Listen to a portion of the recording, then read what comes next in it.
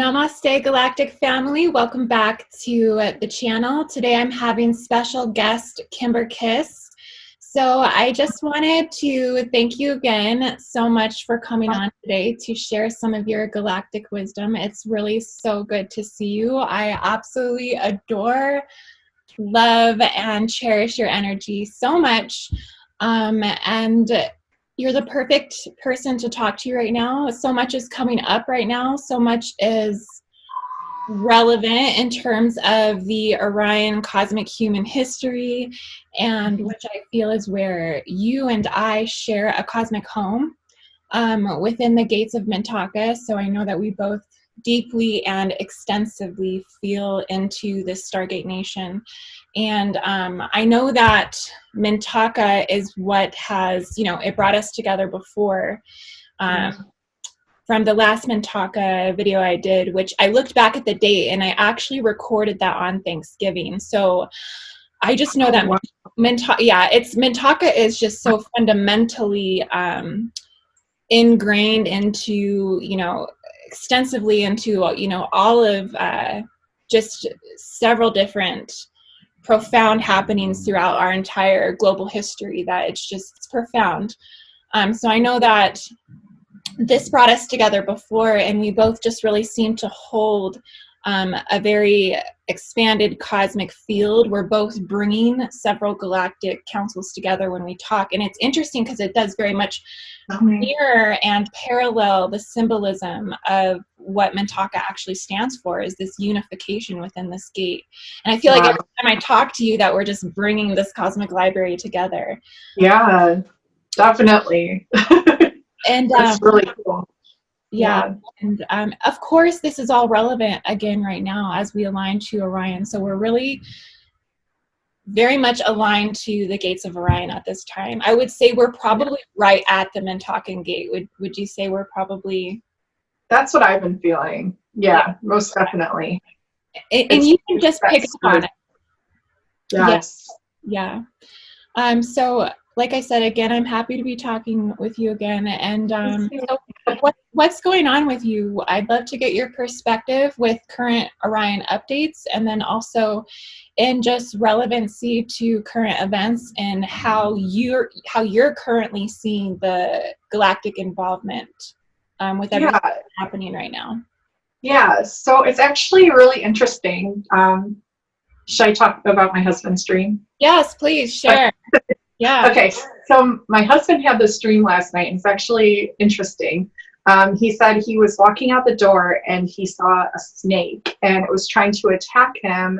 It actually ended up flying towards him. It wrapped around his shoulder and bit him in the neck, the left side.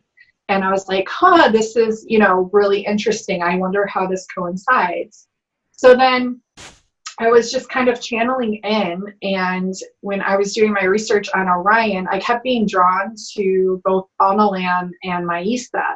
And I'm like, what is this? So I'm looking into Maisa, and it said it has, hold on. Sorry, I just want to make sure I'm saying this right. No worries. Well, it said it had the 3.33 brightness or something like that. So I saw right away the number 333, and that's the number I would always see before meeting my husband. So that's really significant to me. So I'm looking into it, and then the meaning of Maisa means the shining one. So I'm like, what is this with Maisa? And it's right at the top there, like right at the crown of the constellation. And so while I was actually taking a shower and channeling with the water, which is also significant. Which constellation is it at the top of? Orion. Orion, okay. Yeah. So I'm like, what is this with this word? Like, why does it resonate so much? And then I was reflecting into it, and I remembered that one of my first readings that I had ever done for a client, I channeled the name Melissa for him. And I'm like, because the word Melissa means bee. And then what was being sent to attack the bees just recently were those wasps that you had mentioned in your video that you had predicted before this all started occurring. In the Hydra video, yeah. Yes. And I'm like, okay, so there's a synchronicity. And then also, he himself, the client that I was doing the reading for, actually was a snake whisperer, to where he could hold snakes. He could talk to them telepathically. They could like exchange information. And I picked up on this right away, and he then told me and sent me some videos of him with actual snakes, like communicating back and forth. Like you could tell they were understanding each other, and these snakes weren't biting him or anything. So I'm like, this is really interesting. So then I started posting a couple of posts up on my Instagram about Maisa. And one of the posts was actually, I typed the word Maisa into Google Translate, and it's the Finnish meaning of Maisa is what it detected means the word paradigms. And then when I posted that post to one of my friends, she wrote that Maisa is like Melissa, just missing the L, but the L stands for the light. And Maisa stands for the shining one. So I'm like, more synchronicities. And then when I was doing more research on Orion, I was looking up how the snake coincided with this whole thing, like the whole message. And what happened was, in the mythology of Orion, Orion was boasting that he could kill all the animals on the planet, just kind of showing off, boasting like, I'm so tough because I'm this big giant hunter warrior and I could kill all the animals. And Mother Gaia got really upset by this and sent the scorpion to attack him.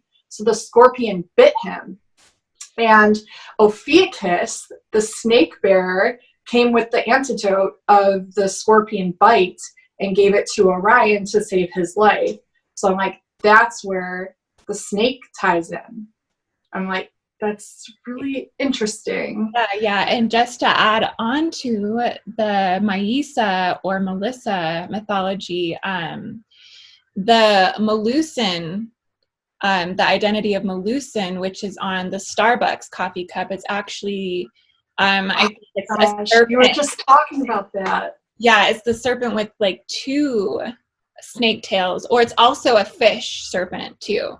Yes. It goes back and forth between both hybrid formations, but that's also coming up within the, Hydra encryption, and then with that representing B, and then having the wasp channeled from the Hydra constellation, because there's actually like exoplanets in the Hydra constellation that are called WASP 24, WASP 25.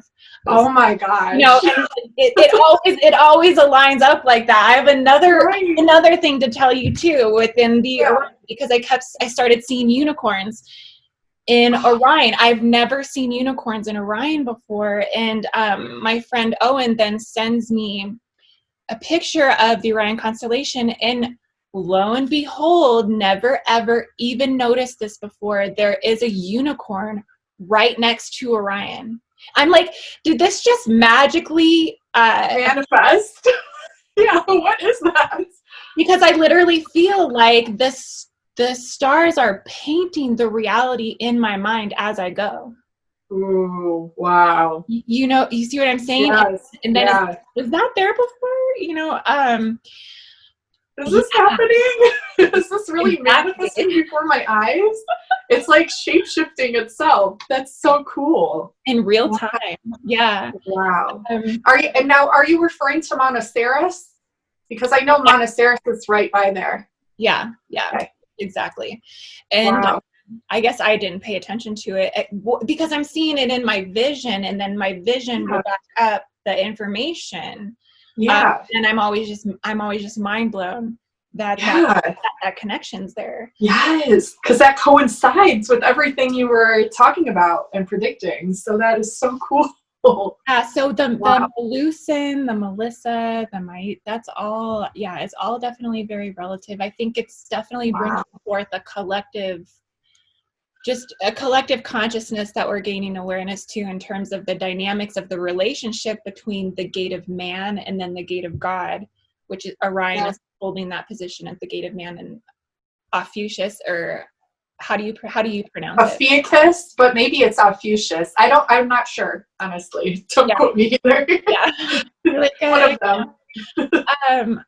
The serpent bearer. But it's interesting how we have these two very strong, powerful, patriarchal, mythologies standing at these two gates. So, I mean, how does her story fit into his story? Where... Oh, I gotta say something because it's so weird that you said this. Okay. I have chills everywhere. Okay, so yesterday I was doing a live stream, right? And one of my friends came in and they were talking about the feminine number and the masculine number. So 6 is the number of man, 9 is the one of feminine. So the 6 and the 9 represent the yin and the yang, the balance, but it's all one. But when I was in the shower channeling, I got that Maisa and Analam were the 2 third eye sources within the constellation of Orion. So I'm like, this is interesting. And then when I was thinking about Orion, how it's shaped like the hourglass, but then there's the belt in between, but it's broken. And you were talking about the breaks in time and how you picked up on all of that. And I'm like, okay, the breaks in time. And then I kept hearing about the mirrors, which you were also talking about, and the water and the reflections, because that was another message that kept coming through yesterday. And I'm like, okay, well, they're like almost mirroring each other here. So it's like the northern and the southern, or the dualistic natures of the constellation within itself, and it's broken. It's like the belt is at a slant, and it's distorted. When I was in the shower also, I saw in water on my shower curtain, S. And I immediately thought of Serpent Mound. And I'm like, okay, well, S, and it's showing to the left, like how we would read it in English. But then I'm like, wait, if there was another S, that would complete the infinity symbol. But the infinity symbol is rounded, and it's not all jagged like the Orion constellation. And then I was thinking, okay, well, the S, the left would maybe represent the masculine. Is that how it goes? And then the right is the feminine? They say, because someone came in yesterday and said that they're really well versed in like biblical teachings and things. And Jesus would always talk about think your right thoughts, meaning the feminine thoughts, the right side of the brain.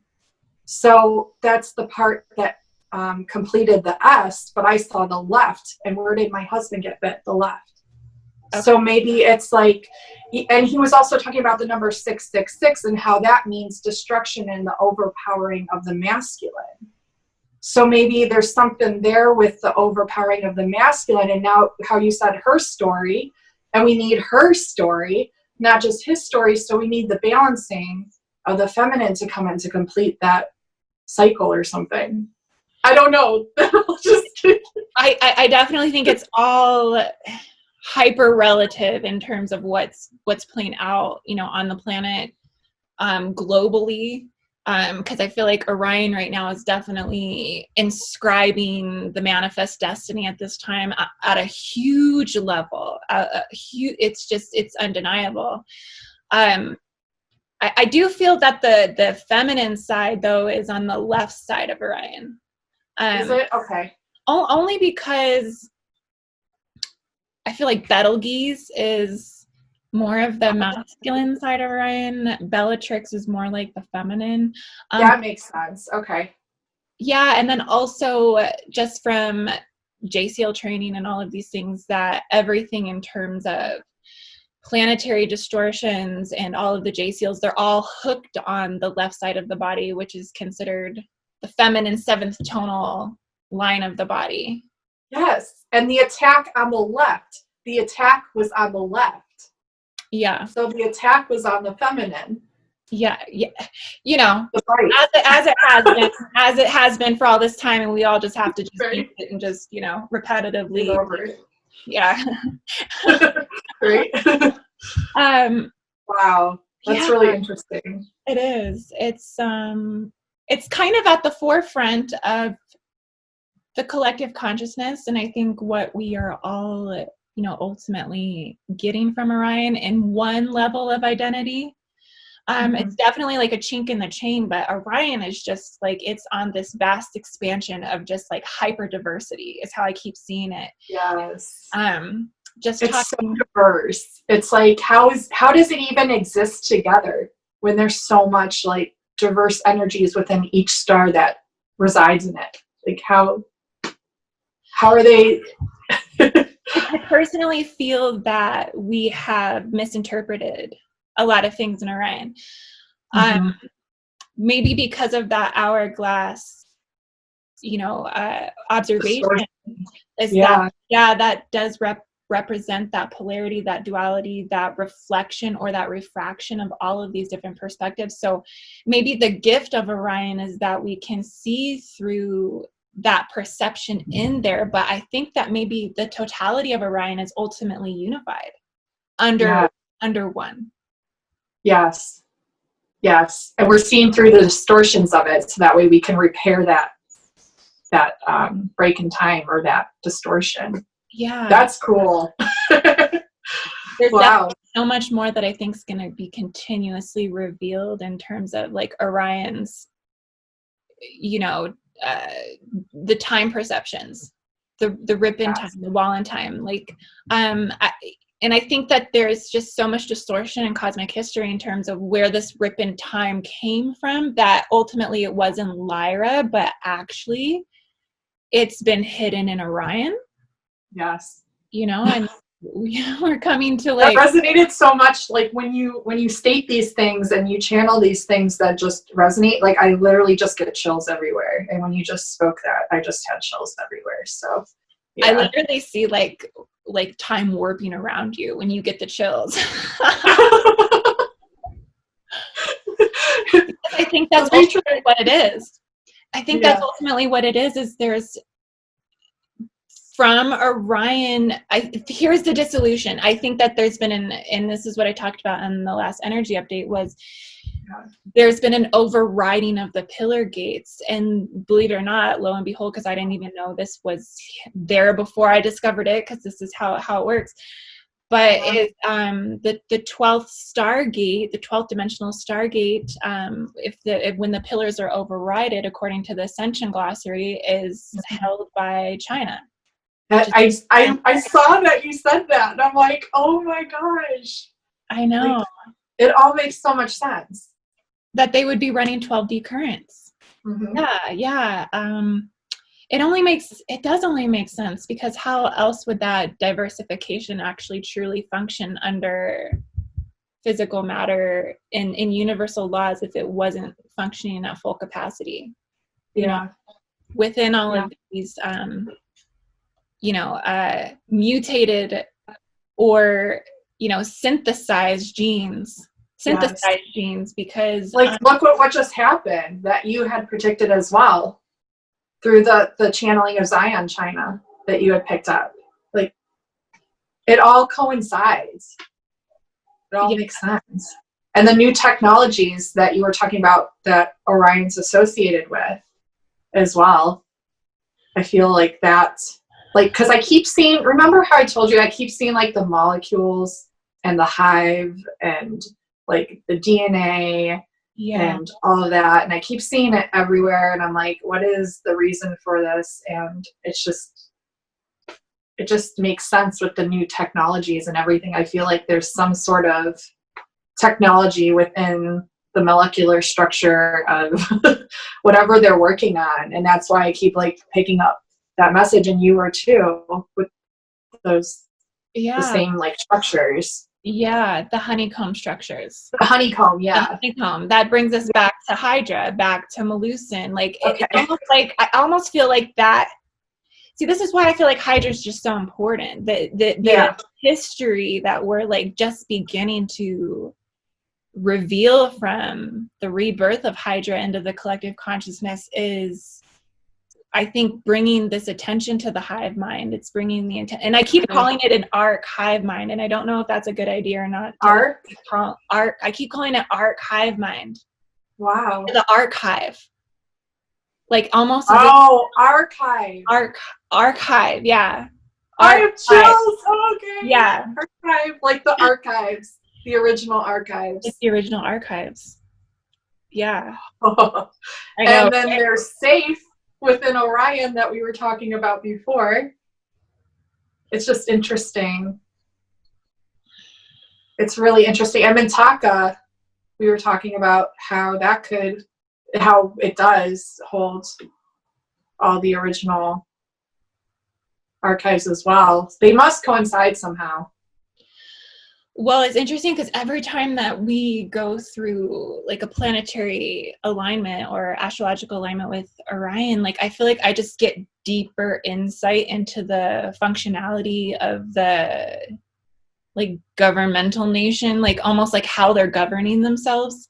And what I was kind of seeing is that if the Stargate nations, because of their historical covenants with civilizational, because here's the thing, I think that the cosmic history Stargate covenants, when you hear that covenants or coalitions or agreements were made between Orions and Arcturians, Orions and Sirians, Orions and Lyrans, that these actually parallel the covenants between nations, actual nations, because I think that the Stargate nations are governing the nations on Earth, and that galactic ascendancy or like higher cosmic formations are actually governing the fundamental processes behind the nations. And that's how we get more quantified within wow. I love that. Yes. That is so awesome. But it makes a lot of sense. Yeah. So when you look at China and you look at how they're running themselves, like, and then you kind of like look at that in comparison to the Orion Stargate Nation. Yes. So I've been looking really deeply into China, and it's kind of like, well, they operate under communism, but then they also operate under technocracy. Yes. But they also operate under democracy. They also operate under meritocracy.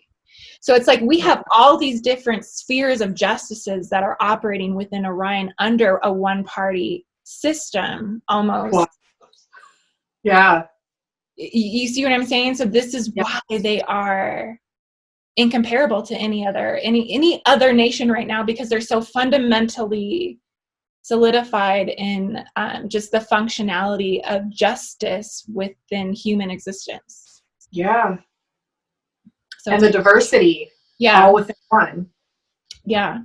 Wow. That is, wow. Yeah. It's intense, but it's it's relative. It's relative. Yeah. Yeah, definitely. And then how you were channeling the Centaurs with Africa, that resonated so much to me too. And how you were also mentioned how China and Africa have that deal where China's offering Africa those different programs and things, and it's interesting how they coincide. Yes. Do you resonate with like Africa being the Stargate nation and location of like Alpha Centauri? Does that resonate with you? Yeah, it does. Yeah, me too. I keep seeing that because it's interesting. Before I put that Alpha Centauri video out, I was talking about that the rise would come from the misfits, the criminals, the gladiators, because I kept seeing Rome. I kept seeing like how with the gladiators that they were basically fighting for freedom. They had to fight in the gladiator wars to get their freedom, and that we're just like rerunning that program. But come to find out, the Centaurs have been involved all along. They actually came in after the Grail quest of Arthur. Oh my gosh. They've been fundamentally, involved in wow. I think the rising and falling of Atlantis, that pattern of the entirety of the whole time. It's just that being able to identify which occult Stargate nations have been, fundamentally writing the reality and running the show. Yeah. Wow. So, and that that makes so much sense. Like the rise and the fall, and the rise and the fall, and the rise and the fall. I've been picking up a lot on Rome too, like this year. So that makes a lot of sense. It's interesting. Yeah. Oh, I think there's also been a DNA activation that's gone out collectively that is awakening the Grail Keepers. Yeah. So we had that. Yeah, we had guardians. We had guardians, and then we had gatekeepers, and then we had grid keepers, and now we have Grail Keepers. Grail Keepers, yeah. It's a lot. And it was like, it's just like that ripple, that wave.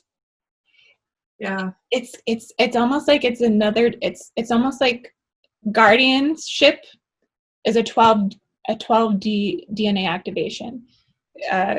Gatekeeper is a 12D activation. They're all 12D activations that just encrypt the molecules or the molecular level of the archive, and you then access more of the bone identity, which is where the Grail is kept. It's inside the honeycombs of the bones.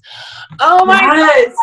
Yes, and you were talking about that and the skull and the bones and how that's going to be coming up more and more and more. And it's like, that's like the innate structure.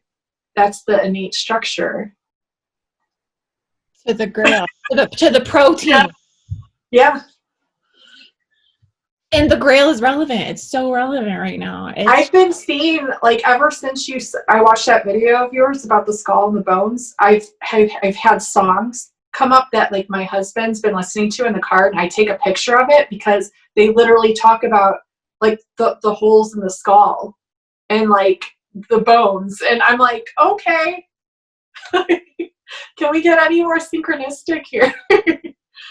It's interesting. It is interesting because, like, if you think about just the method of communication between what we're returning back to the genetic mother sun, what we're returning back to Gaia in terms of information, like our bones are, it's almost like handing in your resume when you're done or something with something. It's almost like, well, here's what we did. Here, when you decompose back to the earth, it's like, this is what I collected. This is, and then this is the form of how we evolve the race species within the collective mind. Yeah. Yeah. Wow. I know, right? That's intense. Yes. That resonates so much. Yeah. It's weird too, like, I don't know why I keep going back to this, but like the way that Orion is structured is so, like, it's almost broken, like broken bones. Yeah. There's something there with the bones and the molecules, and it's a lot. I'm picking up. Yeah, no, definitely. It's definitely quantified. It's definitely quantified reality, where it's like we're literally identifying, like, every part of, like, cosmic human history, every reference point of civilizational existence, every parallel that could have ever, or alternate reality that could have ever existed based upon the smallest quantified structures of our own body. Like, everything's just literally written inside of us. Like, we are the covenant contract. My bones are the covenant contract. I don't need to access I don't need to have been abducted to access the truest Holy Grail, or the what are they called? The Emerald Covenant. I don't, because it's already written inside of me within a quantified spectrum. And so it's just like learning how to access that. It's definitely a development that you have to work at to make conscious.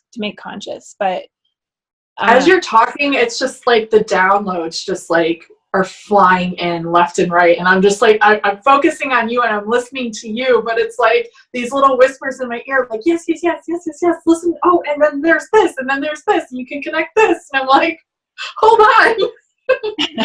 Well, I'm just so excited to talk to you, like, it just in general, it's so easily, it's so natural, just because I know that you really like fully understand, and then can like taper off of that and extend off of that. So it's a pleasure to get your perspective, and then also to see you resonate, because it like helps me to see that, like, yes, I'm not just saying this stuff, and because sometimes some of the stuff you're putting out there, you don't know how people are going to take it, how people are going to respond to it. It is, you're breaking the paradigms. You're breaking the paradigms. Yes. In order to bring it back to whole again. We're breaking the paradigms in order to bring it back to whole again. That's why the constellation Orion looks so jagged, right? The breaking of time, the breaking of bones. And then when I was channeling the infinity symbol with the letter S and then the other S, we're bringing it back to its initial structure. We're bringing everything back to how it once was, but we're learning how distorted everything is in the collective consciousness and galactic consciousness that you channel. And we're learning how to bring all of this distortion back into whole again, back into its original foundation. Exactly. And just as you said that, I got another download. I was like, where through overriding, we've overridden the pillar gates. This is what, when I went to California, to Malibu Beach, to anchor in that Christos 4-person pillar. That was intense. I know. Was it not intense? Yes. I mean, I was riding a high for like 2 weeks. Do you know what happened to me? Well, I'll let you finish. I'll tell you what happened to me while I was watching it. Yeah, I want to know. I really do want to know. Well, with the overriding of the pillar gates, we're actually resetting the cosmic clocks to pre-fall of Atlantis, to pre-memory. That's, yes. It's huge. Yes. It's huge. Yeah, I'm like gonna cry because I know, right? It's just like it's just with everything that I channeled this last year. Like, do you understand like how much that means to me? Like, because I kept getting, with like one of my close friends, we kept getting all these messages about time and the clocks and this huge clock and Big Ben. And we're like, what is all this with the time? What now? It's starting to fall into place. Like, we're starting to understand. And you just said it right there. Like, boom, we're resetting the clocks to the original time. Yeah. Yeah. It really is a beautiful thing. It's just, it's hopeful. Yes. It's hopeful. And I think that with the realization that Orion is running 12D currents, is going to restore the integrity of humanity. Yes. Yeah. I feel that too, for sure. And I never even noticed before that Orion is in the shape of an hourglass. I never had noticed that before. I didn't even put that together until you just said it. Literally. No, you did though. You already put out that video. Oh, I did? The hourglass in your video. See, I thought you already knew that. Well, I did, but I didn't like put it together. You know what I mean? It's like, you already knew it innately. Because you mentioned the breaks in time. You already predicted this, like, I'm talking months ago. But when you just said in this conversation the hourglass, and then I just realized the actual structure of Orion, like, oh, it is the hourglass. Like, I literally had a second like revelation, like, oh yeah. So you just made that really aware for me. So yeah. And the affinity symbol is the hourglass. It's the smooth hourglass. It's not jagged. It's not broken. It's the perfect original structure of the hourglass. That's true. Yeah. It's like reforming. Maybe it's like molding. I don't know. Maybe it's molding and reforming into that. Maybe the stars are shifting and aligning in a new position themselves. Yeah. Or something's happening there, because like how you had said you never noticed the unicorn, like within that, and how it's like almost like shifting in a way, or is it just our consciousness is like shifting so much to the where we're realizing that, but also like how you had mentioned, is it Betelgeuse that could implode or explode? Yeah. They're saying the same thing about Alnilam, because I was looking into Alnilam this morning, and they said it's turning, or it has turned into like a red supernova or something, and the ultimate fate of Alnilam is explosion. It's going to do the same thing that Betelgeuse is. Wow. So wow. what is happening? Yeah, what is happening? Yeah. What is happening? Yeah, that's interesting. There's a lot of changes happening with, well, it makes you wonder how it could coincide or symbolically affect just the realities that are playing out, you know, here on Earth in terms of like warfare. I always go into warfare because it's just it's so prevalent right now. I did want to kind of clarify this too, is just that I know some of my videos can kind of like make people question like, what side is she working on? You know, I've had that come up, like, are you on the side of light? Are you on the side of darkness? What are you trying to promote here? And it's kind of like the truth. Exactly. And it's I do channel the apocalyptic realities. I do deeply go into the subconscious and the unconscious dynamics of what the collective fields are telling me within each of these density structures. And so it takes me on a lot of, you know, journeys of just really going into the depth of it. And it's not I don't know how to make it prettier than what it is, right? Exactly. Because of the reality of it. Yeah, exactly. I understand what you're saying. Yeah So it's always intense. That's a lot that you're channeling. It's a lot. It's a lot. And it's hard when it isn't always of the light, but it's like we need to shine the light on it. Exactly. The only way to assist it with any type of movement in a direction is to basically just, like you said, shine light on it, or not. I don't like to use the word expose. I was going to use that word, but it's kind of like transmute. Yeah. Make the unconscious conscious, the unseen seen. Yeah. So that way we can transmute it, because otherwise we wouldn't even know it was there in the first place. I kind of just wanted to get back to the point with the Centaurs too. Just because, what have you been picking up on in terms of the Centaurs? I just kind of want to get your overall. It made a lot of sense with everything that you had been channeling, with how they were rising, but it wasn't going to be the war that we would originally think of when we think of war. It's like the rise up of all, like the misfits and like the gangs and like the rioting, and then lo and behold, look what had happened.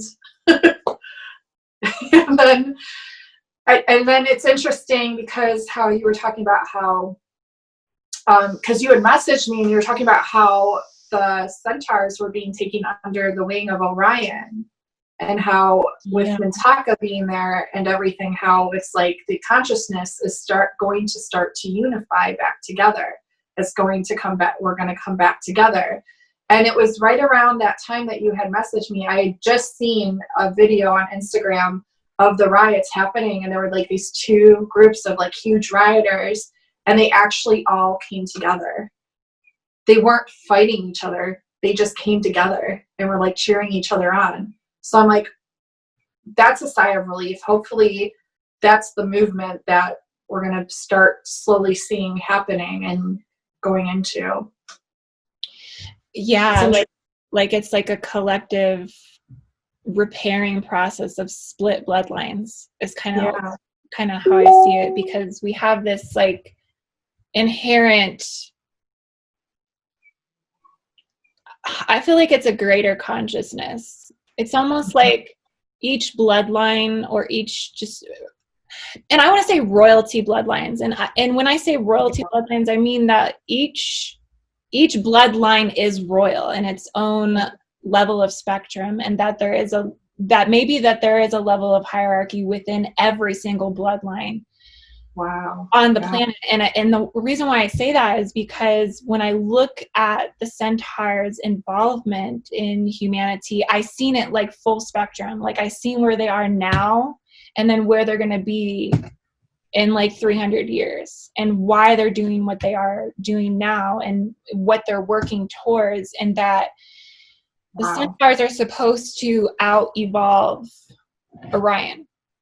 Oh, wow. And that's why they are being trained by Orion, because it's the only nation that has the technological advancements that the Centaurs are going to need for the future. And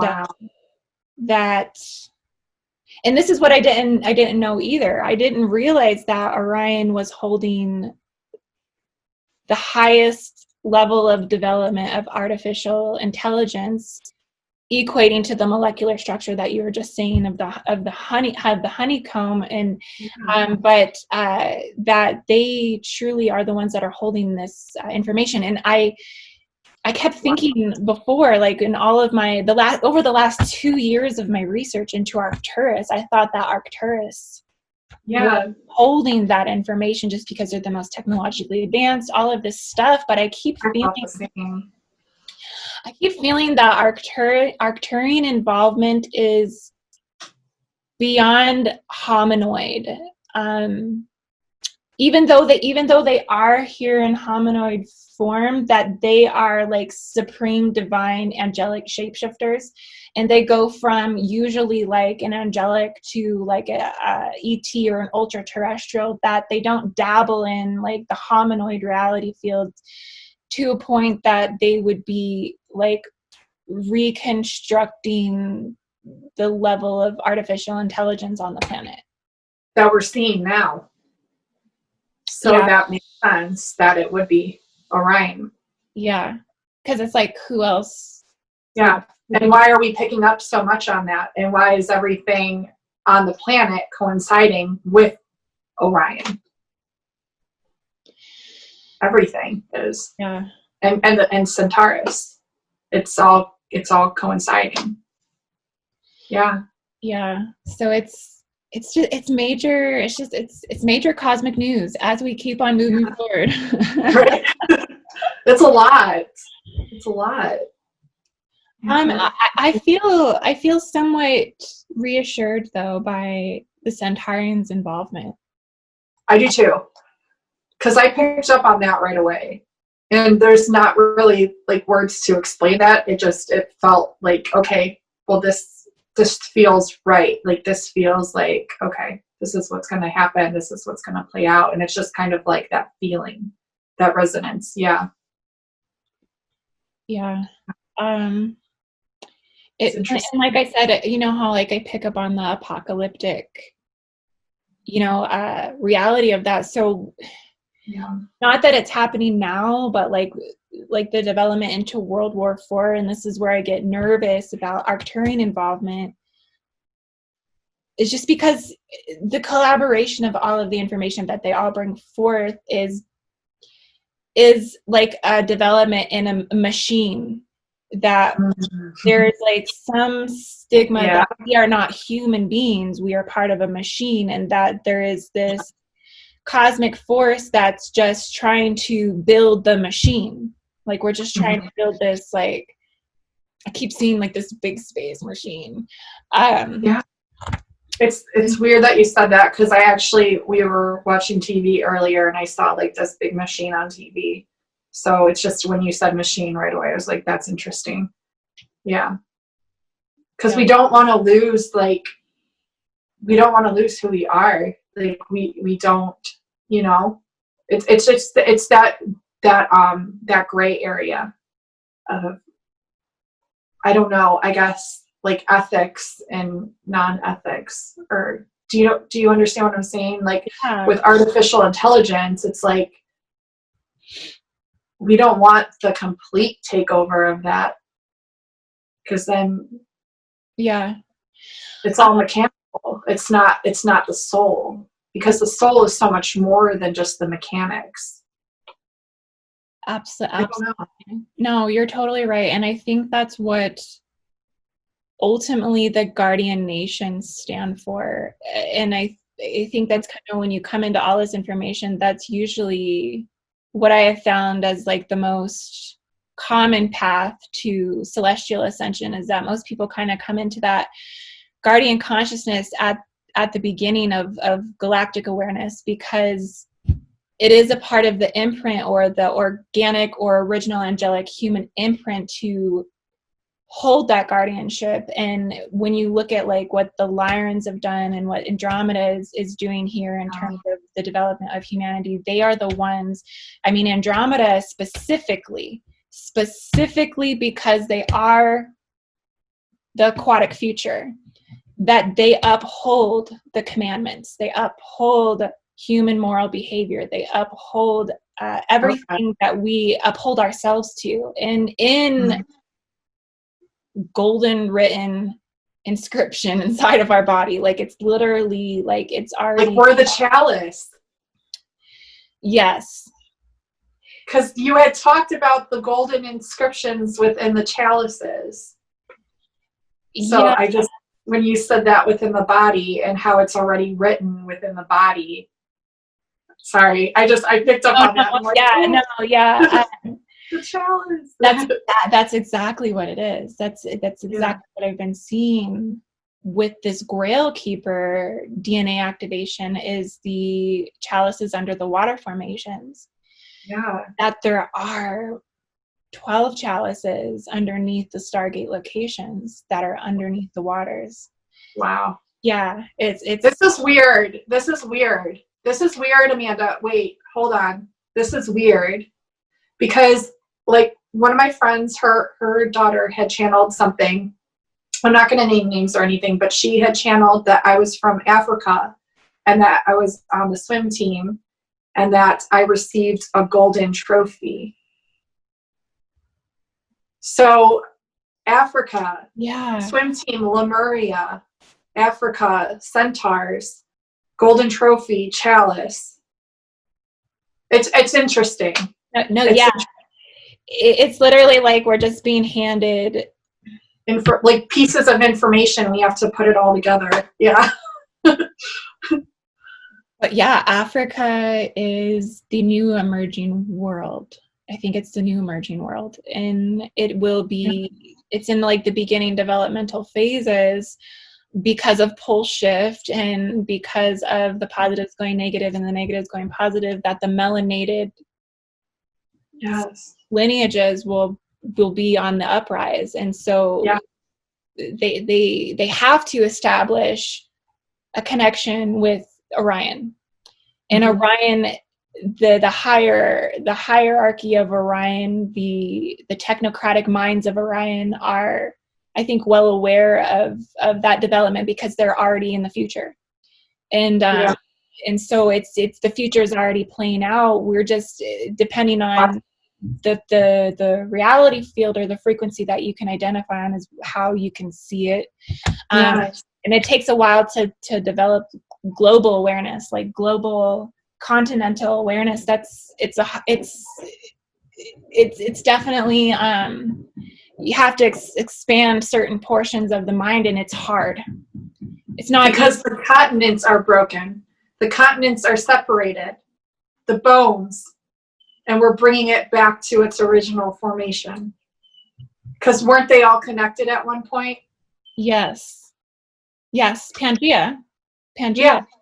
Yeah. Do you feel that Pangea is the original Lemuria? I do. When you said that, I was like, yeah. It has to be. It has to, right? It has to be. It has to be. It has to. It has to. It's the only thing that makes sense. In my mind, at least. I agree, because if you try to filter through all of the literature that's been written up until this point about Lemuria, does it not conflict? Locations conflict. Mm-hmm. Just the stories conflict, but then if you actually just start researching, it's kind of like, well, what makes sense in terms of consciousness, and just or even just galactic common sense, like yeah that wow. and that maybe those separation points were like the first fragmentations, and what bothers me is that Atlantis kind of, I feel like, holds everything from that separation point until now underneath its behavior pattern or collective revelation. Mm-hmm. That the separation process in itself is held in a time warp. That we just, keep reaccessing or replaying within, certain levels of reality. Definitely a process of transcending all of that, for sure. Yeah. Wow. Yeah. So going with that. Well, it's interesting too, because I don't know if this is accurate or not, but it's weird because when you were talking about Pangea and how originally it was all this, it was all one, it was all connected together. The constellations are all separate. What if them too, at one point, were all together? Right? All connected. That would make sense. That they've no, I mean, yeah, I definitely I got that message, like the beginning of time, like the beginning of time, the beginning of time, the beginning of time. I don't know. Yeah. I'm just receiving things and I'm just letting them flow out. Yeah, I definitely could I definitely resonate with that. Yeah. Well, because even if you look at the beginning formations of several other clusters and galaxies that are in, different levels of evolution and phases in their cosmic history, everything does start bunched together. Everything, like even the nebulas and the plasma, they all seem to be kind of all together in like a cluster. Mm-hmm. Interesting. It's just interesting. It's just, I don't know. It's like I keep hearing like the breaking of time, like the breaking of the bones. And it's like the skeletal structure, the foundation. And then it's like, what do the constellations look like? They look like bones, like that was the original structure, but now they're all broken apart. And so are the continents. It's like the reflection of that. It just, I don't know. It's just interesting. I think you're right, because I think that the stars themselves, how we interpret them as our human connection, that it is such a quantified perception within the base level of your light body, that it is the radial navigation between the bone structures. That's literally almost how I see it all the time in a holographic format, is that the Stargate themselves are just the spheres within that navigation of the radial bone template. Yes, the spheres of justice. Exactly. And that's why it's so primal. And that's why it's almost so foundational to a point that I guess the human mind, an untrained human mind, cannot identify it. Yeah. And because if we could, we would have already dissected it and put it at the forefront of our collective intelligence fields. But perhaps that's what's being hidden from us for a reason, because they want that separation. Right. They don't want us to unify. It's interesting, for sure. Yeah. And like all the records, like how you were talking about, like how all the records have been hidden from us. A lot of them have been hidden, or we've been taught in educational systems the distorted versions of what they want us to think in order to control and keep that playing out in the field. Because what we think and what we know and what we talk about, in a sense, is creating our reality. And they know that. And I think that's why they perpetuate the separation and they perpetuate the distorted knowledge. Because if we were to know the truth, would they be in existence anymore? That's so true. Would they not be transmuted into the one? It's interesting. It is interesting. It's making me think of the riots and how, and this is what I was just, and this is the hard thing. Race wars are a hard thing to talk about. They're terrible. Yeah. It's like, you just don't want to go there. You just don't, because it's so much dark and so much pain and so much suffering and injustice. There's no justice there. It definitely feels like a very like an uphill into the darkest levels of the shadow we go, and who's prepared to be able to actually really be able to look at it from a place of neutrality. I think what I was like, the point I was trying to make was, because I kept seeing the crossed spears, and then I realized that it was the flag of Scotland, and then I realized that, oh crap, it's the Confederate flag, and then I realized they took that away. Did you know that? Yeah, and it was in NASCAR Bandit, and the spears. You kept seeing the spears. Yeah. But who specifically took it away? Like, what do you mean? I don't know. My husband, I don't watch the news. He does, but he told me that they banned that flag, the Confederate flag. Okay. Well, I think that's interesting, because the more that I look into it, Scotland, that's the flag of Scotland. And when you look into that, then there's all of this, like, even more deeper distortion that Edinburgh, Scotland, was that true Jerusalem, and that the actual Hebrew Israelites and the monarchy, the UK monarchy, stole that from Scotland. And Scotland's national animal was the unicorns. And so on the wow, exactly. And on the gates of the Buckingham Palace is the unicorn chains. The unicorn has been chained up because it represents slavery.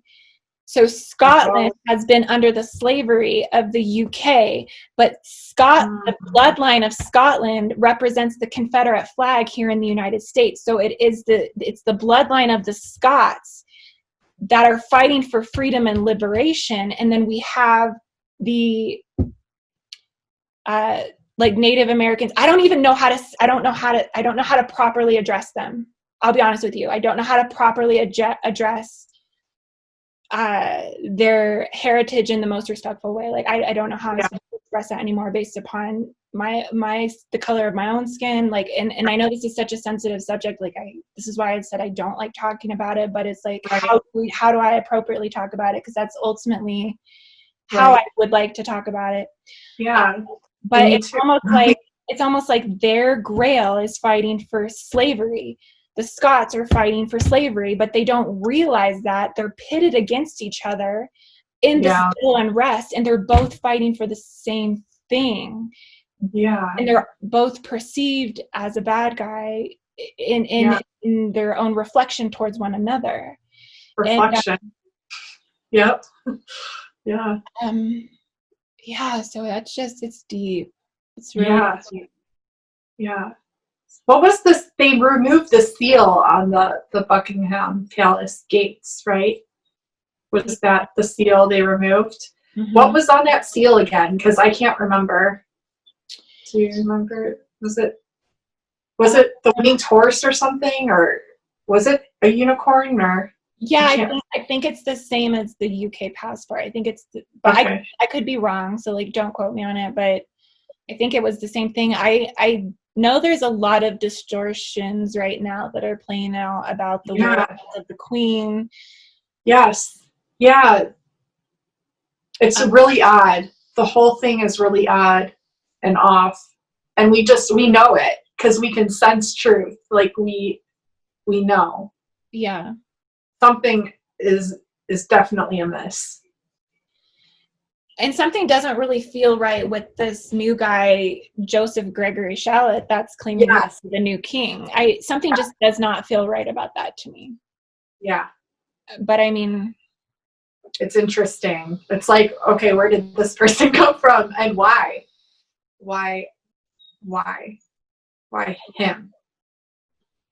And like, what encryptions and bloodlines does he carry? You know, it's interesting. Yeah. It would be interesting if a king were to take over the monarchy. Like what would that symbolically mean if a king took over during the time of the feminine uprising? I'm scared to find out, honestly. And why was a queen ruling during the time of patriarchal submission, collective submission to the patriarchy? Why was a queen ruling? Yeah. I would like to know what the queen would have to say about all this, to be honest with you. I would too. It's definitely beneficial, though, I think, to stay up on the information as much as possible. Yeah. I know there's so many different extremes of that that we can kind of go down, but I think the overall piece is just to really stay informed at this time, because you definitely don't want to be unaware and have all of this progression move forward and you just don't even know what's going on. Yeah. So yeah, there's a fine line of needing to stay informed, but then also taking care of your own spiritual, emotional, and mental health, and knowing and when to pull away and focus on that self-work that's just so crucial and important to like maintaining your own like spiritual integrity. Yeah. It's just about finding that balance and kind of just what works for you. But I've been noticing that I've had to do a lot of that recently, just like getting outside, getting sun, getting grounded, and just taking better care of myself. That's been like a huge thing that I've just been having to implement, just because there's just so much energies and so much coming in, and lots of downloads, like how you were saying, the DNA activations recently. There's just so many things that like, and it's not just me, it's like other people too are talking about how they're just integrating so much. There's just so much, and it's just a lot.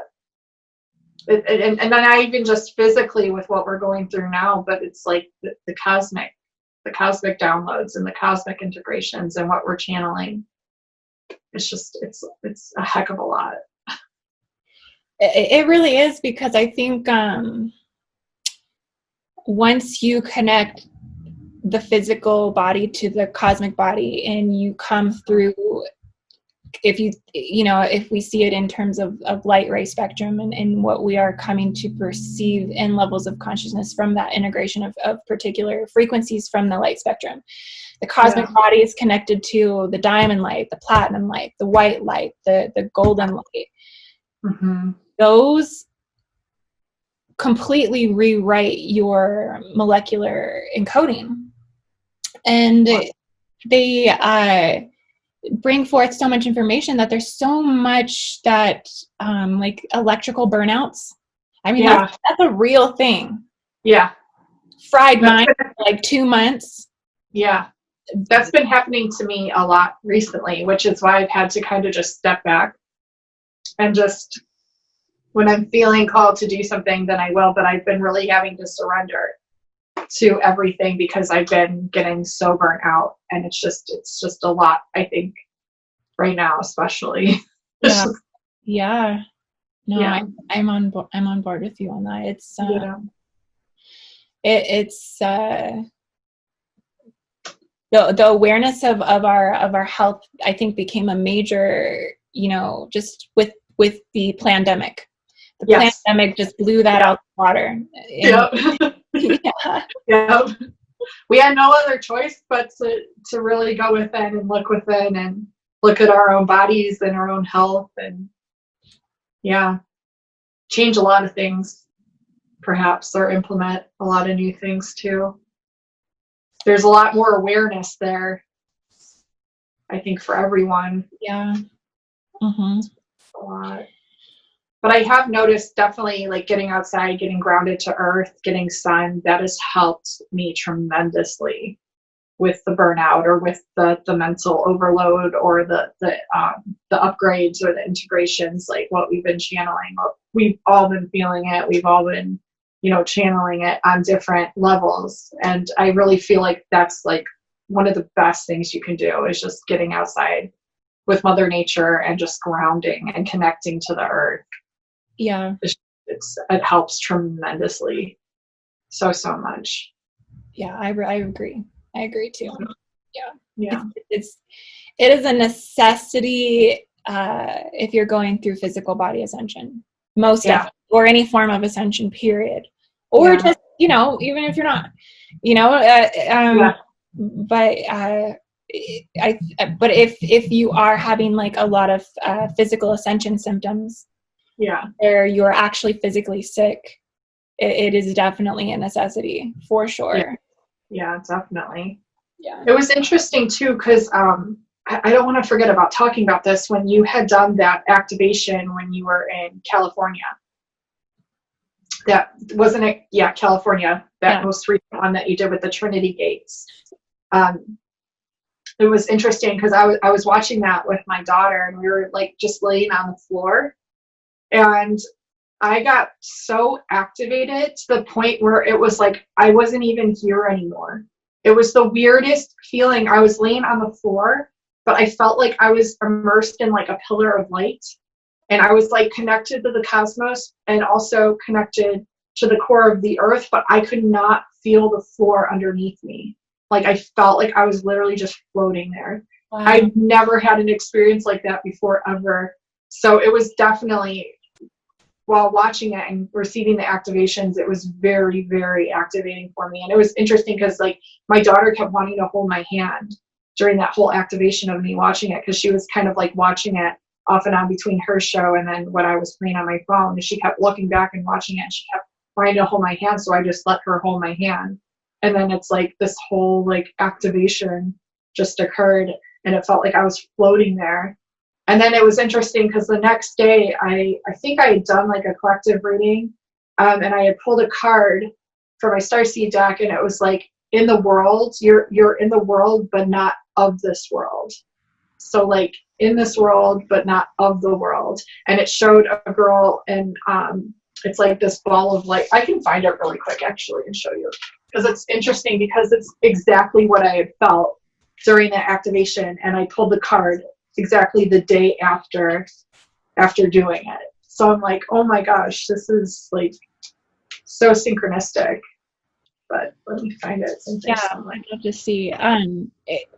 Well, the whole intention of that is that the actual encodement comes through the video, because we were at the gate site. So it's kind of like, my ultimate goal would be to be able to travel to all of the gate sites and do activations at all of them. That'd be amazing. Be able to travel all over the world, go to the gate sites, do the activations, be able to bring that, energy back. Yeah. Actually do the work. And it's tricky. It's hard because I have to coordinate and navigate travel, find places to stay that, and a lot of my patrons are been phenomenal in terms of providing me with some of that support, but that definitely is the goal, and the mission is to be able to get to the gates and perform. You have to. Yeah. I want to too. I want to go with you. I know, come. One that I am trying to plan, so I just want to say hello to Sabrina Ramirez. I love you so much. So we're trying to coordinate a gate site activation at 2 of the sites. One is in Manhattan and one is in Staten Island, and actually get to the Statue of Liberty to do it. Wow. But apparently it's all closed down right now, so we're hoping, I don't know if it'll ever get opened back up or when, so we're kind of playing it by ear, but it's definitely would be, I think, wow, a priority to get to the Statue of Liberty to do that. Wow. So that would be the next one, hopefully August, September. So what is at the Statue of Liberty? In terms of vortexes? Yeah. There is one is a Trinity Gate and one is a Mother Art Gate. I can't remember which one, but it's either Manhattan or Staten Island. So why is the Statue of Liberty marking that? I feel like it's in between. I could be wrong. Really? I think it's interesting though. It's like, why did they place it there? Right. Well, it's just interesting because you hear so much contradicting information just about just the Statue of Liberty. I almost feel like the Statue of Liberty is hosted by Andromeda. Okay. Because Andromeda holds all of the covenants. Every covenant that's ever been inscribed, period, has come from Andromeda. So that I mean, if you even think about it's the princess chained in space. oh yeah, that's right. And it's consisted of trillions of stars, like trillions. Isn't that it's M31, isn't it? Yeah. Yeah. And that's what we're supposed to ascend into, the next level, isn't it? Mm-hmm. M31. Yeah. Yeah, so I feel like there's a lot of connection. I feel like it would be a very powerful activation in terms of plugging or strengthening the connection pieces from Andromeda to the Mother Arcs to the Trinity Gate. That would be amazing. Yeah. Because you're involving all that energy. Wow. And you're not too far from New York, being in Ohio. Yeah, right. I'm not. This is that card. So it's the Earth card, and it says, learning how to be human in the world, but not of it. And if you look, there's like a girl, and she's like in this pillar of light, like floating. And that's exactly the activation I received when I watched your activation. So I'm like, and I pulled this the day after that. I'm like, okay, there's that. I love that so much. Yeah. It's really I have to tell you, after that activation, it was definitely, there was a lot that I had to clear. Yeah. Because coming into, I think when you go onto the Trinity Gate sites, they're just so thick with the phantom connections, with the phantom matrix connections, and how it's playing out in the physical, how it's actually manifesting. It's actually manifesting at those gate sites. So is that like the wormholes where they're feeding off of that energy or trying to access it? Okay. I feel that it's definitely, there's definitely wormholes. Harvesting. Yeah. So soul harvesting is intense. It's intense. Wow. How does that work? The soul harvesting? Because I've heard that so much, and I guess I don't fully understand. Is that where they just feed off the energy of the collective? I think so. Yeah, I think it's definitely. Well, I think within the Trinity Gates, it's a process of trifurcated realities. Which sounds like unification, but there's imbalances in it. What I was seeing, and that there's actually portions of the collective masses that are falling into like a phantom parallel within those trifurcated realities. And so they're like the mirroring, yeah, like the alternate dimension. It's interesting. But because the unconsciousness is imbalanced within that trifurcation, that it's like a zombie apocalypse. It's like people just they can't see it. So, and it's just it's a lot of genetically modified people, a lot of empty seaters, a lot of soulless people, a lot of abducted people, and just empty shells. Like, and you can feel that from people too. I mean, just going about wherever you're going, you can kind of sense like what's empty, what's not empty, what's empty, what's not empty. And like it's so interesting too, because we're in this year, right, of 2020, the 2020 clear seeing, 2020 clear vision. So maybe that's why all of this uprising, because we're trying to slice through like the distortion and to clearly see what has been hidden from us for so long. And maybe that's what's causing all of this chaos and all of the stuff to rise in order, so that way it wakes up more people, so that way they can see it.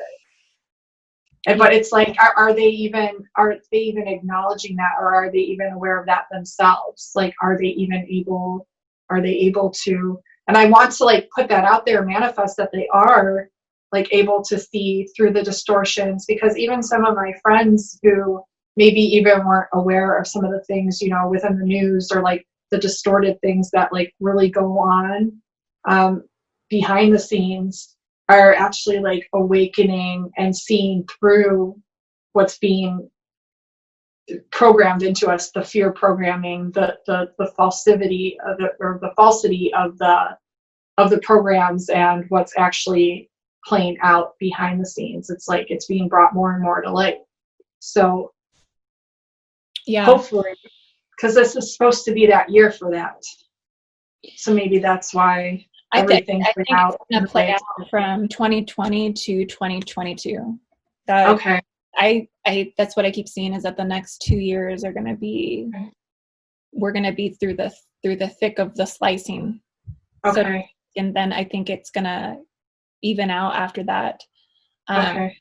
A lot of my apocalyptic visions bring me into, I kept seeing the fall of the Tower of Babel, like entering Babylon, and going the tower card. Yeah. Oh, I kept getting it. Yeah. I got it like 3 times in a reading. I kept getting the death card with 10 of Wands, 10 of Cups. Wow. I was like, it's so immense that it's just, it's intense. Wow. But I think that, like you said, the truth being exposed, also the vaccination campaigns. Mm-hmm. I feel this is what I was just talking about, Owen, what is that those who are in charge of the vaccinations are the forefathers of the master geneticists. Okay. The ones that are the eugenic programs and the gates. Mm-hmm. The gates. Gates. It's weird, because like I was watching that video of yours, and I'm like, okay, well this coincides with everything. And I kept like referring back to this one time where I was with a friend, and it's really kind of not related, but it does tie in. But we were ghost hunting. Like, this was when I used to do that back in the day. And there was this family that this person knew, and their name was the Gates. And we picked up like with an EVP, like a spirit literally saying the Gates. And then I kept hearing that, like, this keeps coming up, and it keeps playing back, the Gates, the Gates, the Gates. And it's like this long S at the end of it, almost like like a snake. And then my friend told me that she heard the word come through. One of the first things that she ever heard clairaudiently was hydrus. So it's like, it's just interesting. It's, I don't know, it has to coincide somehow. Like the serpent knowledge, the serpent wisdom, like getting back to the beginning again, like revealing what has always been the truth. And now we're seeing through the falsity of everything. And we're trying to get back to that original place of truth through the distortions. Yeah. I completely agree. I think that brings us full circle again, because Malusin is on the Starbucks cup. Yeah, she's on the Starbucks cup. And I don't know if it's Gates or his father or who it is, but they own Starbucks. Somehow Gates is connected to owning Starbucks. I don't know specifically. I've read it before somewhere. It wouldn't surprise me. So, at all, whatsoever. Yeah. So what does she represent again? Is she a mermaid, or is she like a sea monster, or is she just like, because she's got two fins, is that just representing the duality? Because she's striped, like black and white, black and white. Does she just represent duality, or the splitting of the feminine and the masculine, or is it all of it? Maybe, I don't know. I always wondered, like, what is this creature on the coffee cup? I know that and now that I know that, like you said, they spray Roundup on it, and like I literally drink it and I get sick afterwards. But were you getting sick before? Yeah. Okay. Yeah. Me too. For years. I go to a naturopathic doctor. I have extreme allergies to mold and to fungus, which is really interesting. I don't have the gene that fights it off like normal people. So I get sick a lot. And usually when I'm sick, they put you on antibiotics, but the antibiotics are like a fungal-based, a mold-based pill. So yes, they do work for like certain infections and things like that. But a lot of the times when I'm sick and it's like a sore throat or like nasally or stomach stuff, it's like the mold. And so she told me that they're notorious for having like mold on their coffee, like in their coffee. Like it's weird. Like because she can literally test it. She can test it, and she's found many, many, many times in the coffee. And not so much other places. Like she's tested like Dunkin' Donuts and other places, and they don't have like the mold in the coffee, but like it's like somehow it's like grown or formed on their coffee. And she said you like really stay away from that. But she's aware of the Roundup being sprayed on the wheat, which is why people are having celiac disease. She's aware of like all the stuff that's in the vaccines, like there's monkey cells. And your naturalist doctor? Yeah. And she confirmed that Monsanto Roundup was in Starbucks coffee. She didn't confirm that, but she on the wheat, yes. Roundup was sprayed on the wheat. She has articles upon articles, and that's why people have celiac disease or the gluten. It's not necessarily the gluten, it's what's being sprayed on it. People do have gluten allergies, but it's like, why is it so prevalent now? All of a sudden out of nowhere. Right. And when did this start? When did this Roundup spray start? Yeah. And all the lawsuits about how it causes cancer and people spraying it on all the crops and and who's in charge of that? What is his name? Monsanto? Monsanto. And the GMOs, Monsanto. And the GMOs, it's really bad. It's really bad, and they're in power, so they control all of which that is produced. So I think it's like important for people to grow their own gardens and get back to like I think it's unfathomable that the people that are doing this don't get away with war crimes against humanity. Because it's literally murder. It literally is. Yeah, it's crazy. Yeah. But we're seeing it, right? We're seeing it now. Finally. Yeah. Well, we're waking up. We're becoming more aware of it. I think more and more people are becoming. And I've also been seeing a lot of chemtrails right? When this virus started. So that was interesting to me, like tons of them, tons of chemtrails like sprayed in the sky. And I'm like really like sensitive to like observing things like that. And I like, even by where I live, like tons of chemtrails being sprayed in the sky right around the time that like the virus pandemic was breaking out. And I'm like, what, how do these coincide? What is up with this? Yeah. Like, this is interesting. And then the 5G rollout, that's interesting too, because that's another theory with the radiation and all of that as well. And why did they call it a cell phone? A cell phone? Because it interferes with our cellular structure. And why is the blue light emitted from it, which causes insomnia and causes all these other things to mess with our innate circadian rhythm? It's like all this stuff to keep us separated from the natural organic way of living. Yeah. And it's like they know what they're doing. I mean, you can call it conspiracy, but honestly, I think it's like the truth being revealed. No, it absolutely is. It absolutely is. Conspiracy was labeled under the JFK assassination as people who are presenting truth. Crazy, yeah. But yeah, you're totally right with that blue ray. That's why I mean, that's something that I've been talking about for a while. Is blue? It's a blue ray reconfiguration, whether it's being used in the terms of good or bad, but the blue ray, I think out of all the creation rays, because it's the first primal ray, is under similarly to like how Orion is under so much diversification of whether it's being attacked or exploited or shown in a good light or a bad light, whatever. Like it's the same for this ray. It's being like distorted and like manipulated with. And it's just interesting because like the Project Bluebeam that we were talking about, Project Bluebeam, and how people are saying now that they could like technically from the satellites that are up there bring a hologram down onto Earth to make it look real. There's like actual like video stuff of like that like kind of occurring and like different noises, different visuals. It's really interesting. Why are these occurring now all of a sudden and being brought to light? And they were rolling out during, I think the one video that I sent you was like during a storm.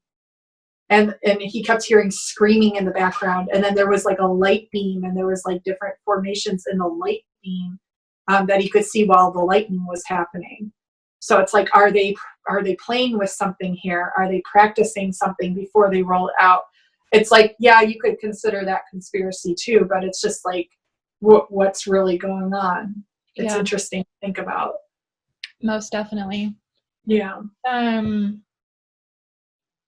I completely agree that I think that's what's coming up more for it to be revealed is what's actually happening within that blue ray spectrum. I think we're just starting to hit the tip of the iceberg on it, of how in depth that actually goes into what's playing out. And so I think that's going to continuously be revealed more through the Aldebaran star system, because I think that with the bull, there's definitely something going on with the bull is coming up in so many different ways. Okay, that's weird that you said that. I just recently did a collab with another girl, and Laura from Palladian Healer, and she brought up Aldebaran. She kept bringing up Aldebaran, and I was like, I wish I knew more about Aldebaran so I could talk more about it. But isn't Aldebaran isn't that the arrow that Orion shoots? Or is that a bull? I have to look. Isn't it right? I think it's in between. I think it's in between. I think it's Orion and then Aldebaran and then Taurus. I'm pretty sure. I think I wrote it down even. I think it goes. Yeah, it's Orion here, and then Aldebaran is over here, and then Taurus here. Okay. So they're like all right next to each other, pretty much. And that keeps coming up, Aldebaran. So like, it's what's up with that? Why does that keep coming up? Well, I think that Aldebaran is it's the star family of Archangel Michael. Oh, and you were talking about the blue flame. The Amaria. The Amareya passages. Yeah, what is that? Because I was going to Google that before I came on and I completely forgot to. It kept coming through while I was in the shower about that. I was like, the Amareya passages, I think, awaken planetarily when there's been like a pillar activation, and it is it does have to do with the passages of the blue ray. Okay. Yeah, so I think this is one thing. I want to design like some visualization where we're actually bringing the blue ray up into the body from the planet to help, like, solidify the overall healing of the blue ray, and then how the natural frequencies of the blue ray will overcome a lot of this like corruption that's within this star system. I think that this also has to do with the fact need to do that. Definitely, because that's like getting back to the purity of it and clearing it from all the distortions. But there's also been draconic invasion into the Aldebaran star system. That this is what we're seeing too, is that not only draconic but also amphibious. There's actually like these like pleomorphic identities. Yeah. It's so weird that you were referring to Kiku, right, with Bill Gates, and that's the pleomorphic, shape-shifting, new kind of like hybridization that they've been like experimenting with and like presenting. I think it's always been here. It's just been highly unidentifiable. It's because they morph according to their agenda. They operate before pre-universal law. Wow. So it literally it's viral intelligence. Wow. Where it doesn't need a physical form to survive. It doesn't even need a physical form. Wow. So I think that the Keku identity just embodies based upon viral mutation too. Yeah. There's something in terms of the viral encoding that it is able to. Yeah. Weird. No, it's crazy, huh? And the virus, like how it forms as a hive too. You were talking about how it puts up its walls and it's for its own survival and how it like behaves. It's interesting. Yeah.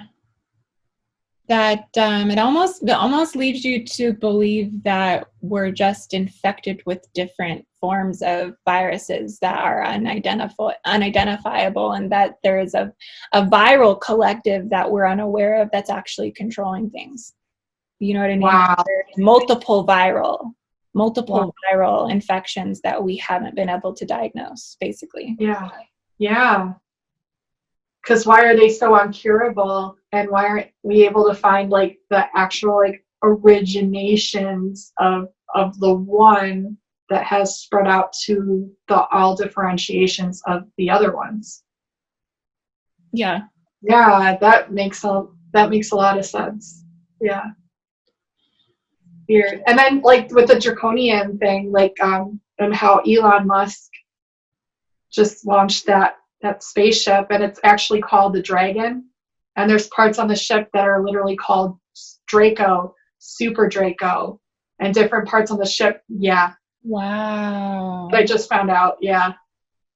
Interesting. That are literally labeled like that. And there's an interview with him. I don't know. I think it was maybe Joe Rogan or someone interviewed Elon Musk, and I was curious about him, just to like pick up his vibe and see what I got from him. And I started watching, and I couldn't get through all of it because I'm like, it just felt off and like distorted. But he was talking about how he named one of the ships after, or he named something after the ship, and it's the Archangel. It's called like the Archangel or something, or Archangel 12. I just remember him saying like Archangel and the number 12. Do you know what that means? No, not specifically related to that. Because I wasn't sure if it was like related to like Nibiru, but Nibiru is 11, right? I think Nibiru. I think Nibiru is represented by Stargate 11 on the planet. Yeah. I wonder what Archangel 12 is, or why he was like kept praising this like Archangel 12 or something. I'll send you the video like later on. Some of the things that I was picking up in accordance to that, when it comes to some of these like apocalyptic realities that such fun. I'm forced to witness. I've been seeing for a long time, I feel like I've been following the Nephilim patterns, and some of the things that have come to me in dreams is the Nephilim are shackled and chained inside of the earth, that there's actually like prison confinements inside of the earth where they keep them chained up. And I've seen that there are actual, and I think this has to do with the fall of Atlantis and the crystal of Atlantis, that the Nephilim are pissed off because they feel that we've stolen these crystals. And so the release of the Nephilim from inside of Earth, therefore, projects them into the astral, projects them into the heavens. And I kept seeing the Nephilim actually walking around as giants inside of the heavens. And then I fast forward to my visions of seeing like World War IV. And how World War IV is going to be, it's going to be a satellite war. It's going to be AI versus AI, that humans will be actually taken out of the equation. We're just going to be like, what's going on up there, guys? Like, oh my God. And so it's interesting now that you're telling me that they're actually naming the satellites archangels and dragons, because it's almost like it's prophetizing this war. Yeah. Almost on some level. Yeah. That's like predicting what you were getting. It's weird because I wrote something down like about, there was something that they said having to do with Orion and the Nephilim or Nephilim. Those are the giants, right? Are those the original angels? And like angelic species? I'm not sure. Or are they just like the giants? I think it depends on like what you read. I think in terms of the Bible, the Nephilim are the fallen. Okay, they're the fallen ones. Yeah. The fallen angels. Yeah. Okay. I want to know why they're fallen. Why were they fallen? What happened? Or was that just like a collective choice to like go against? I just want to know. I'm trying to remember. I think it has something to do with what they came here for. Like they were supposed to be like really evil and were like eating people and like. Oh, they were like breeding with the humans, weren't they? And like ripping their heads off and stuff. Yeah. Like the hornets are doing to the bees. Yes. Ripping their heads off. Yes, exactly. Almost like as if they were a plague. Yeah. A plague on the species. And so they were like banned. And they were told that they were no longer allowed to like procreate. Yeah. And so it definitely has something. Because they went against the ethics. They went against the natural order. That's why. It's like the same thing that happened with Atlantis. They went against the natural order because they were experimenting with the DNA and making like mutated animals conjoined with humans. And that's like where we got like the mermaids, they say, from, and like the centaurs, the half man, the half horse. They were playing with the DNA and like we're doing things because this is what was channeled by Dolores Cannon. Is they got bored and they started playing around with DNA and going against like the natural order, and that's what caused the cataclysm of Atlantis, because then like it was just it couldn't do it anymore. Yeah, I want to find it. I'll send it to you. There, like it had something to do with the Nephilim and Orion. And I think I have it in a picture in my phone, so I'll send it to you afterwards. Okay, sounds good. Yeah. I'm going to go ahead and wrap up this video, though. Yeah. As always, it's such a pleasure to connect with you and really just kind of dive into all of it in terms of a discussion. I think it just helps clarify a lot of things. And yeah, so I really appreciate your perspective, your input. Yeah, you're welcome. Of course, we'll catch up again. I do feel. Yeah. And yes. yeah, and then kimberkiss also does readings as well. Would you like to leave your information before we wrap up? Sure. So I have my readings and different services that I offer just on my Etsy. And so you can either look up just kimberkiss readings, all one word, or you can just click on the link. And then I'm also available through my YouTube channel, is just kimberkiss, one word, and through Instagram, it's at kimberkiss33. So those are probably the best places you can reach me or find me. Perfect. Yep. Well, thank you, and you. Namaste. Namaste. Thanks for having me.